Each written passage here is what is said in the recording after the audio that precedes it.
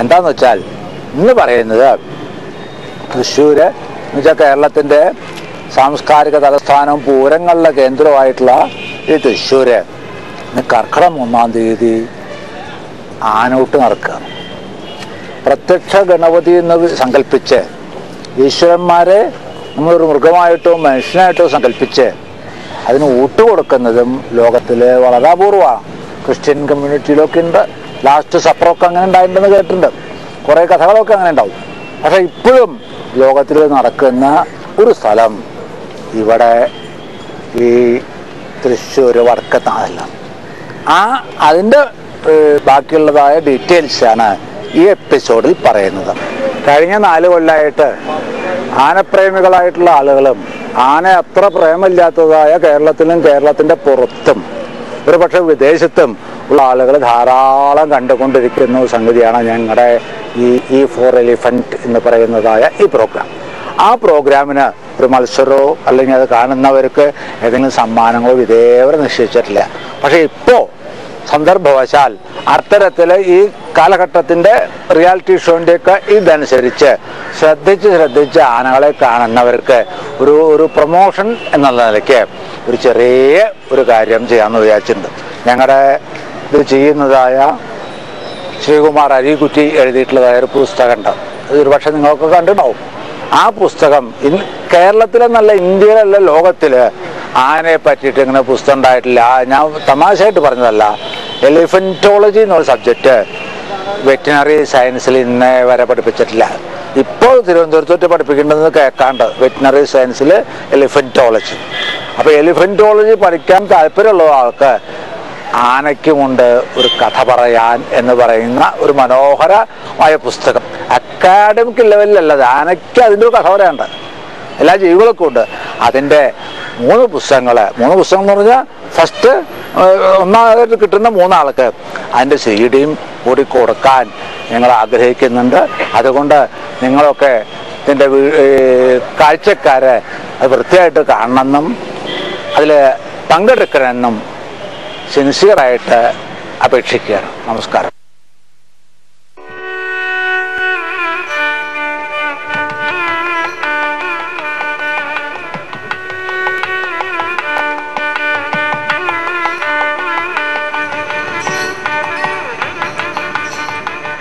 കർക്കിടക മാസം എന്നാൽ പഞ്ഞമാസം എന്നത് പണ്ടായിരുന്നു മലയാളിക്ക്. കർക്കിടക മാസത്തെ കാലാകാലങ്ങളായി രാമായണ മാസം എന്നും പറയാറുണ്ട്. പക്ഷേ ദൈവത്തിന്റെ സ്വന്തം നാട്ടിൽ ഇപ്പോൾ കർക്കിടകത്തിന് ആനയൂട്ടുകളുടെ കാലം എന്ന പുതിയൊരു പാഠഭേദം വന്നിരിക്കുന്നു.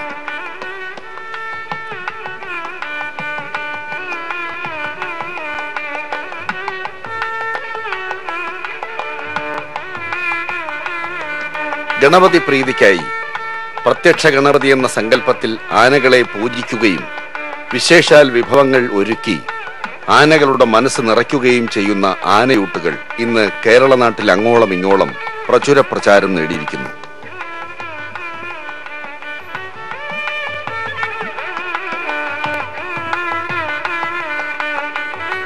പക്ഷേ ഏതൊക്കെ ക്ഷേത്രങ്ങളിൽ എത്രയൊക്കെ ഗജവീരന്മാരെ അണിനിരത്തി ആനയൂട്ടുകൾ സംഘടിപ്പിച്ചാലും ശരി, ആനയൂട്ടുകളുടെ ഉദാത്ത രൂപമെന്നോ അവസാന വാക്കെന്നോ പറയാവുന്ന ആനയൂട്ട് ഒന്നേയുള്ളൂ. അതാണ് വടക്കുംനാഥൻ ആനയൂട്ട്. പൂരനഗരിയിൽ വടക്കുംനാഥന്റെ മതിൽക്കകത്ത് കർക്കിടകം 1-ാം തീയതി അരങ്ങേറുന്ന വിഖ്യാതമായ ആനയൂട്ട്.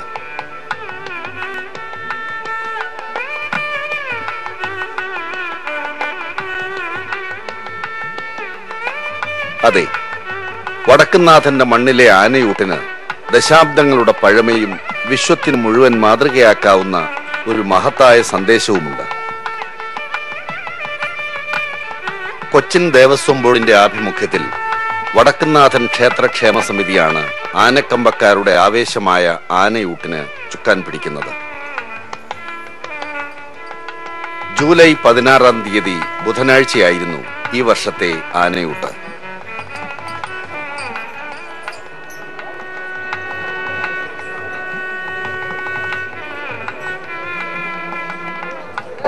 വടക്കുന്നാഥനിലെ ആനയൂട്ട് ഇത് എത്രാമത്തെ വർഷം? 26ാമത്തെ വർഷം. 26ാമത്തെ വർഷം. ഗണപതി ഹോമം 1 വർഷം മുമ്പ് തുടങ്ങി. ശരിക്കും ഇങ്ങനെ ഒരു ആനയൂട്ട് ഇത്ര വിപുലമായ രീതിയിൽ സംഘടിപ്പിക്കപ്പെടണം എന്നുള്ളത് ഒരു ആരുടെ ആശയം വരുന്നത്? ഇത് ഏഷ്യാഡിന് ആനകൾ ഇവിടുന്ന് പോവുകയുണ്ടായി.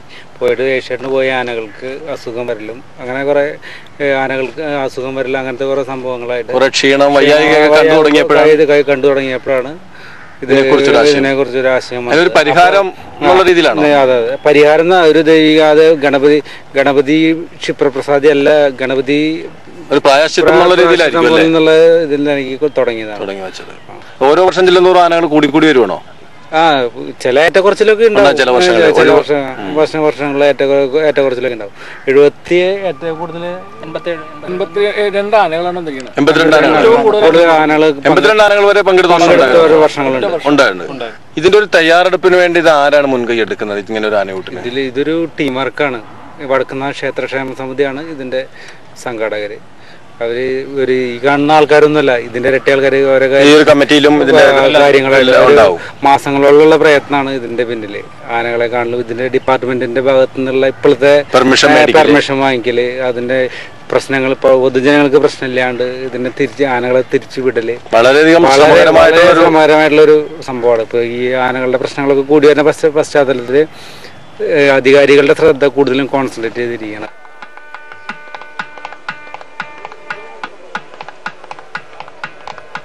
അതെ, മനുഷ്യന്റെ ആഘോഷ പെരുങ്കളിയാട്ടങ്ങളുടെ പേരിൽ ആനപ്പാവങ്ങളെ താടിച്ചും താലോലിച്ചും വേഷം കെട്ടിക്കുന്നതിനിടയിൽ അറിഞ്ഞോ അറിയാതെയോ ഒക്കെ സംഭവിച്ചു പോകുന്ന ചില കൈക്കുറ്റപ്പാടുകൾ, ചെറുതും വലുതുമായ ചില പിഴകൾ.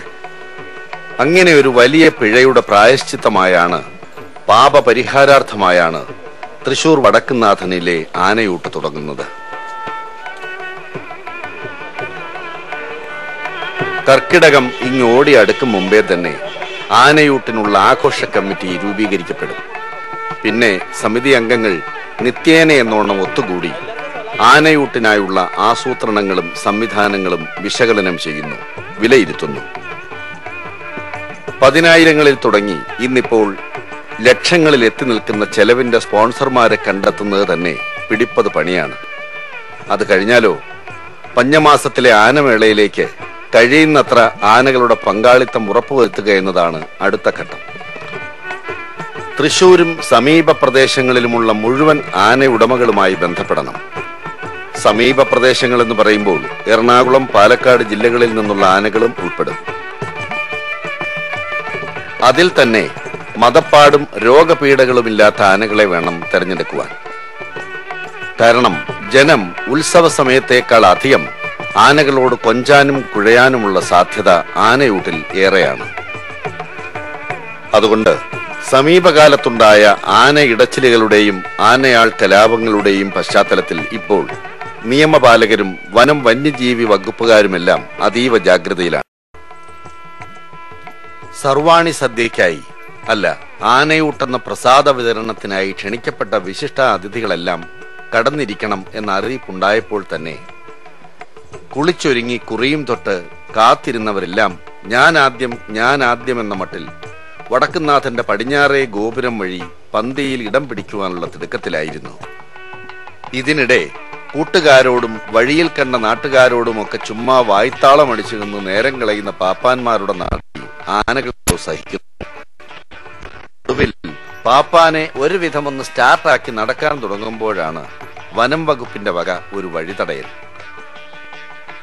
വാഹനങ്ങളുടെ RC ബുക്ക് എന്ന പോലെ ആനകളുടെ രജിസ്ട്രേഷൻ സർട്ടിഫിക്കറ്റ് എന്ന് വിളിക്കാവുന്ന മൈക്രോ ചിപ്പ് ഘടിപ്പിച്ചിട്ടുണ്ടോ? ഉണ്ടെങ്കിൽ അതിന്റെ നമ്പർ എത്ര? അതിന്റെ സർട്ടിഫിക്കറ്റ് എവിടെ? അങ്ങനെയൊക്കെയാണ് വനം വകുപ്പുകാരുടെ ഈ പരിശോധന.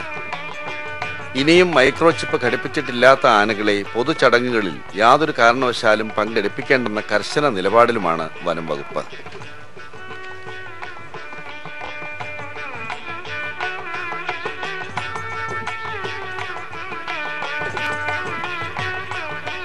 മലയാളിക്ക് ജാതി മതഭേദമന്യേയുള്ള ഓണാഘോഷം എന്നതുപോലെയാണ് ആനകൾക്കും ആനയുടമകൾക്കും ഈ ആനയൂട്ട്.